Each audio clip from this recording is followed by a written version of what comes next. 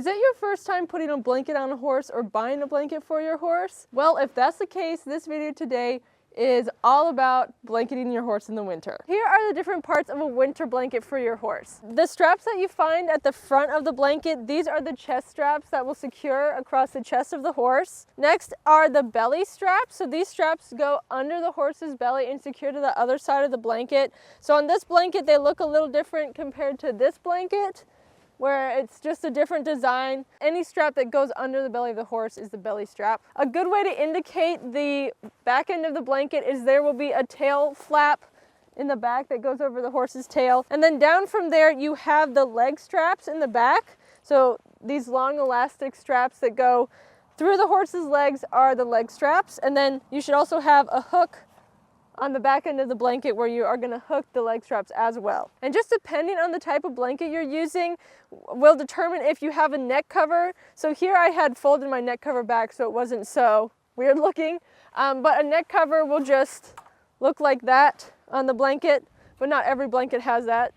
Like this red one doesn't have a neck cover. And then some blankets will have a tail strap instead of leg straps. A leg strap is going to be more secure for a blanket, so if it's like a turnout blanket, you're usually going to have leg straps. But with a tail strap, you're just going to have one strap that attaches the two ends of your blanket that will go under the horse's tail. So before we go to even put the blankets on the horses, one thing I personally like to do is just organize the blanket so I'm not fumbling with it as I try to get on the horse. So if you put it up on the fence, then you can just take your blanket from the shoulder to the tail flap and then just pick it up like this. And this is a mini blanket, so it's a lot easier.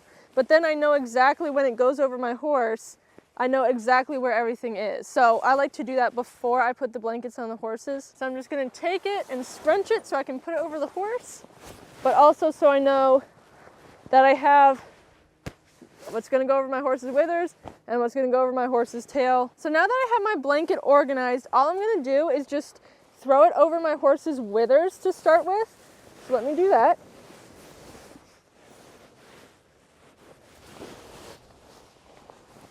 So now that my blanket is over the withers, now I can just pull like my tail strap back towards the horse's tail to where now it's over there. And my blanket is now in the perfect position once it's on my horse. So I'm doing the chest straps now, and you want the chest straps to be snug and secure so that your blanket overlaps and your blanket's not like hanging on your horse's shoulders. Like you want it to be like you're tucked into a sweater. And like I mentioned, many winter blankets don't have a neck cover, so I'm just gonna leave that for now. But the next thing I'm gonna go ahead and do are the belly straps. And the thing with the belly straps is you actually cross them one over the other. So I'll take the front strap on the other side and I'm gonna bring it to the back snap. And vice versa, I'm gonna take the back strap and bring it to the front snap. And the reason for this is when those straps are crossed, it just secures the blanket a little bit more. So you're basically just forming an X with these straps under your horse's stomach. So next I'm going to do the leg straps here. So if I'm taking the leg strap here on the right side, what I'm going to do is I'm going to put it around my horse's leg, the right back leg, and then hook it to this little hook. So now I'm on the left side of the horse and I have my left leg strap. And what I'm going to do with this, I'm still going to hook it to the left side of the blanket, but first I'm going to wrap it around the right strap. So I'm making like an X in between my horse's legs, as you can see, like that. And then I'm going to just clip it to the left side. So there we go, and now you can see how those straps cross in the middle. And that, once again, is just securing the blanket more so it's not gonna slide around and things like that. And if you do have a neck cover on your blanket, I have one on my blanket for Tucker because he's clipped. I always do this last anyway, but I'm just gonna pull it over the horse's neck and then secure the straps underneath. So it's pretty simple and straightforward, and I'm gonna try and keep them as loose as possible so that the blanket doesn't restrict him from like reaching his head down to graze or anything like that. Knowing when to blanket your horse is just one aspect of horse care you need to know if you plan on owning a horse. I've made an online course that covers every aspect of caring for your horse, whether it's at a boarding stable or at home, that can just give you confidence in adequately taking care of your animal. For the holidays, I'm offering that course and a 3-course bundle where you also get 2 training courses as well as the horse care course, but I'll put the link in the description to those courses down below. Now I just want to cover how tight all your straps should be. So as I mentioned with the neck cover, I want it as loose as possible so it doesn't restrict him from reaching his head down or grazing. With the chest, you want it tight enough so that the blanket is overlapping and it's wrapped around like the widest part of the horse's shoulders. I see a lot of blankets are really loose and they're like falling off the horse's shoulders.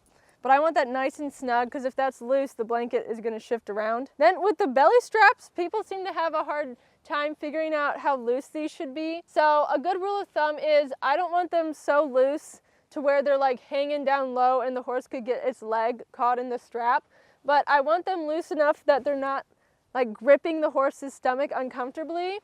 And so I have like 4 fingers, or I can just fit my hand through that strap. And that way it's securing the blanket, but it's still loose enough so that it's not uncomfortable for the horse. So with the leg straps, a good rule of thumb is you don't want them so tight that they're like going up your horse's butt, if you know what I mean. You want them loose enough so that they're comfortable for your horse, but that they're actually gonna also hold the blanket where it needs to be. I don't want them so loose that the horse's knee could easily go through the strap. Like I want the strap up more. And I mean, the good thing is these blankets, they are usually pretty breakable in terms of if the horse does get in a bind or tangled up in the straps, they can easily break the strap. But you do want it to where the blanket is secure on the horse, but the straps are also loose enough so that they're not hurting the horse or rubbing them the wrong way. So now that it's time to take the horse's blanket off, what I like to do is develop a system in the way I do it so I never miss a thing, because many times I've gone to pull off a horse's blanket and I've forgotten to undo a leg strap or the belly strap, and then the horse is just all tangled up in the blanket. So I now always start from the back and work my way forward,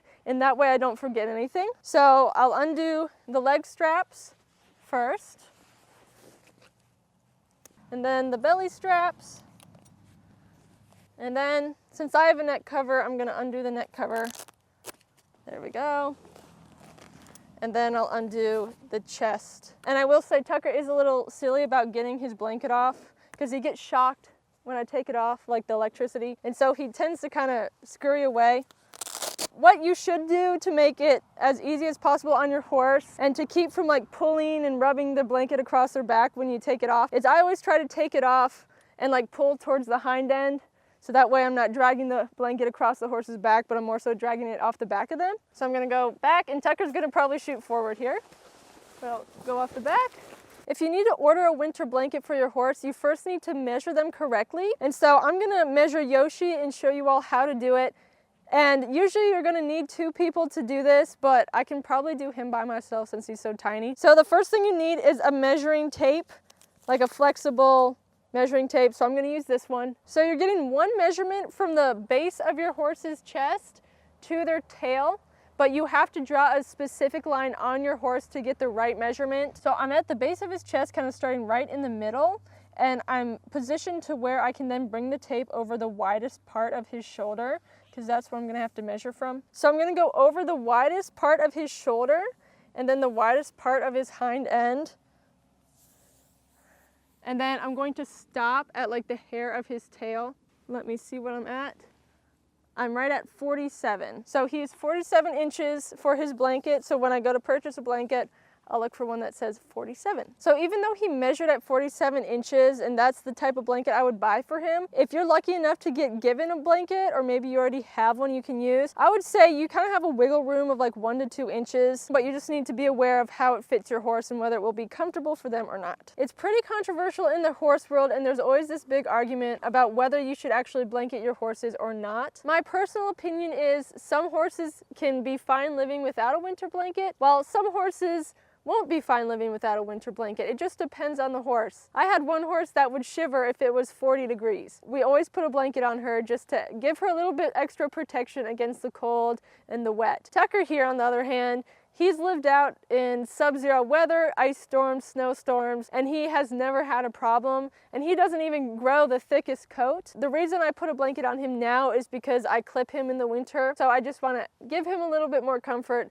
by putting on a winter blanket. Sometimes if it's going to be really cold, just putting a waterproof winter blanket on your horse can just give you peace of mind that your horse has some level of protection. That being said, it's important that you know what temperatures your horse will be comfortable with their blanket on. I start blanketing my horses once it's freezing or below, so like 32 degrees Fahrenheit or below, I'll start putting their blankets on if it's just dry out. If it's wet out and rainy, I will start putting their blankets on at 45 degrees. At that temperature, if the blanket's on, they're not gonna overheat or anything like that. Other things you can do to make sure your horses are staying comfortable in cold weather is feeding them adequately and also making sure they have water and a safe shelter. And once again, all of these things are covered and mentioned in my horse care course, and the link to that is in the description of this video. But if you found this video helpful, please be sure to give it a thumbs up and subscribe to our channel for more weekly horse videos.